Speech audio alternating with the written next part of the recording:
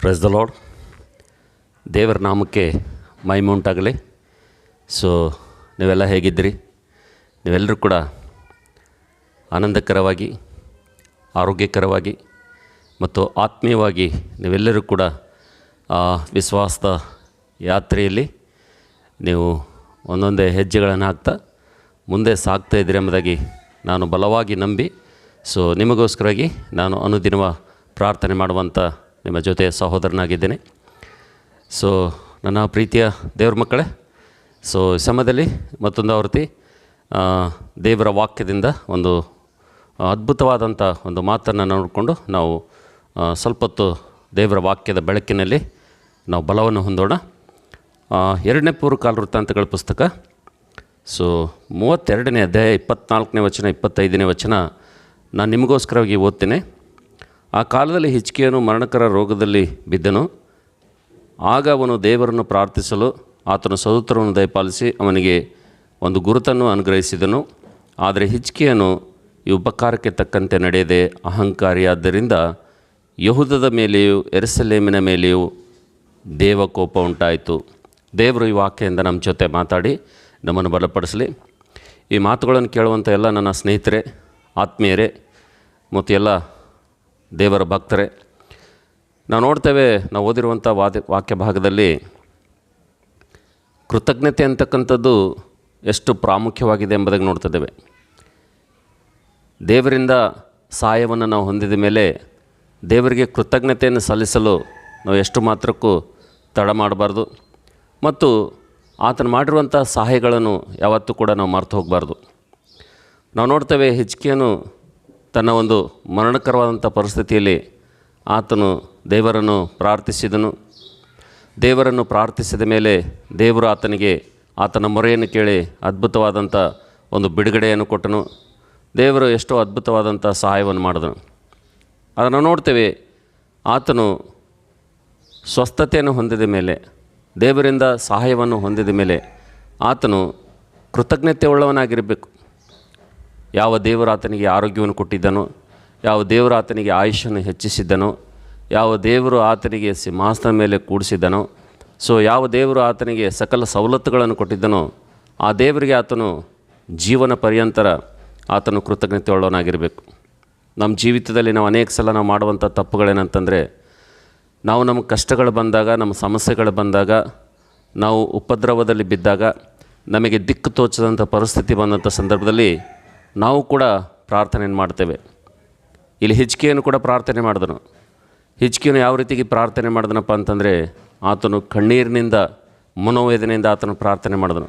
ನಮ್ಮ ಜೀವಿತದಲ್ಲಿ ನಾವು ಕೂಡ ಅನೇಕ ಸಲ ನಮ್ಮ ಜೀವಿತದಲ್ಲಿ ಕಷ್ಟಗಳು ಬಂದಾಗ, ಶ್ರಮೆಗಳು ಬಂದಾಗ, ನಮ್ಮ ಜೀವಿತದಲ್ಲಿ ಅನೇಕ ಸಲ ನಾವು ಕೂಡ ಪ್ರಾರ್ಥನೆ ಮಾಡ್ತೇವೆ. ನಾವು ಕೂಡ ಎಂಥ ಪ್ರಾರ್ಥನೆ ಮಾಡ್ತೀವಿ ಅಂದರೆ, ಎಡೆಬಿಡದೆ ಪ್ರಾರ್ಥನೆ ಮಾಡ್ತೇವೆ, ಕಣ್ಣೀರಿನ ಪ್ರಾರ್ಥನೆ ಮಾಡ್ತೇವೆ, ಉಪವಾಸದ ಪ್ರಾರ್ಥನೆ ಮಾಡ್ತೇವೆ. ಪ್ರಾರ್ಥನೆಯನ್ನು ಬಿಟ್ಟು ಬಿಡದೆ ನಾವು ದೇವರಲ್ಲಿ ನಾವು ಎಷ್ಟೋ ಪ್ರಾರ್ಥನೆಯನ್ನು ಮಾಡ್ತೇವೆ. ಆದರೆ ಪ್ರಾರ್ಥನೆಯನ್ನು ಮಾಡಿದ ಮೇಲೆ, ದೇವರು ನಮ್ಮ ಪ್ರಾರ್ಥನೆಗೆ ಉತ್ತರವನ್ನು ಕೊಟ್ಟ ಮೇಲೆ ನಾವು ಕೃತಜ್ಞತೆ ಉಳ್ಳವರಾಗಿರಬೇಕು ಎಂಬುದಾಗಿ ದೇವ್ರ ವಾಕ್ಯದಲ್ಲಿ ನೋಡ್ತೇವೆ. ನಾವು ಅನೇಕ ಸಲ ನಾವು ನೋಡ್ತೇವೆ, ಇಸ್ರಾಯೇಲರು ಮಾಡಿದಂತೆ, ಈ ಹಿಜ್ಕೀಯನು ಮಾಡಿದಂತೆ ನಾವು ಕೂಡ ಮಾಡ್ತೇವೆ. ಕೀರ್ತನೆ 106ನೇ ಅಧ್ಯಾಯ 13ನೇ ವಚನ ನೋಡುವಂಥ ಸಂದರ್ಭದಲ್ಲಿ ಅಲ್ಲಿ ಇಸ್ರಾಯೇಲರ ವಿಷಯದಲ್ಲಿ ಬರೆಯಲ್ಪಟ್ಟಿದೆ, ಅವರು ಬೇಗನೆ ಆತನು ಮಾಡಿದಂಥ ಉತ್ತಮ ಕೆಲಸಗಳನ್ನು ಅವರು ಮರೆತು ಬಿಟ್ಟರೆ ಎಂಬುದಾಗಿ ನಾವು ನೋಡ್ತೇವೆ. ಇಲ್ಲಿ ಹಿಜ್ಕೀಯನು ಕೂಡ ನಾವು ನೋಡ್ತೇವೆ, ದೇವರ ವಾಕ್ಯದಲ್ಲಿ 24-25ನೇ ವಚನದಲ್ಲಿ, ಹಿಜ್ಕೀಯನು ಮರಣಕರ ರೋಗದಲ್ಲಿ ಬಿದ್ದನು. ಆಗ ಅವನು ದೇವರನ್ನು ಪ್ರಾರ್ಥಿಸಲು ಆತನು ಸದುತ್ತರವನ್ನು ದಯಪಾಲಿಸಿ ಅವನಿಗೆ ಒಂದು ಗುರುತನ್ನು ಅನುಗ್ರಹಿಸಿದನು. ಆದರೆ ಹಿಜ್ಕೀಯನು ಈ ಉಪಕಾರಕ್ಕೆ ತಕ್ಕಂತೆ ನಡೆಯದೆ ಅಹಂಕಾರಿಯಾಗಿ ಜೀವಿಸಿದರೆ ಎಂಬುದಾಗಿ ನೋಡ್ತೇವೆ. ಈ ನನ್ನ ಮಾತುಗಳನ್ನು ಕೇಳುವಂತೆಲ್ಲ ನನ್ನ ಕ್ರೈಸ್ತ ಬಾಂಧವರೇ, ಆತ್ಮೀಯ ಸ್ನೇಹಿತರೆ, ಸೊ ಈ ಸಮಯದಲ್ಲಿ ದೇವರು ನಮಗೆ ಉಪಕಾರ ಮಾಡಿದಾಗ, ದೇವರು ನಮಗೆ ಸಹಾಯ ಮಾಡಿದಂಥ ಸಂದರ್ಭದಲ್ಲಿ ನಾವು ಕೃತಜ್ಞತೆ ಸಲ್ಲಿಸಲು ತಡ ಮಾಡಬಾರ್ದು ಎಂಬುದಾಗಿ ನೋಡ್ತೇವೆ.